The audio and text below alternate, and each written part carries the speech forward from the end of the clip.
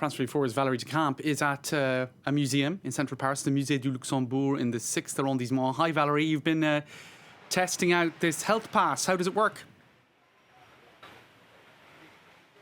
Hi, James. That's correct. So this is what the health pass looks like in its printed version. I printed it myself, but it also exists in a digital format. People can save it into their phones in a dedicated app developed by the French government. Now, essentially, it's a QR code. Now, I'm going to show you my QR code for obvious security and privacy reasons. The French government is urging people not to take photos and videos and post those photos on social media of their health passes when they get vaccinated, because other people could potentially reuse those QR codes.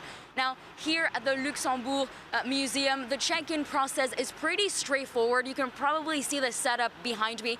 They've got 5 security agents. People come in, those security agents will be checking, will be scanning every single pass, every single health pass, making sure that everyone that comes into the museum has a valid pass. Now, once they go in, they go through normal security checks, and once they're indoors, they will still need to keep wearing their masks. This is different from other museums, other cultural venues, because the French government has said that when there is a health pass, people will be able to take their masks off. This is not the case for this museum in particular. Now, there's one exception for the health pass for foreign visitors.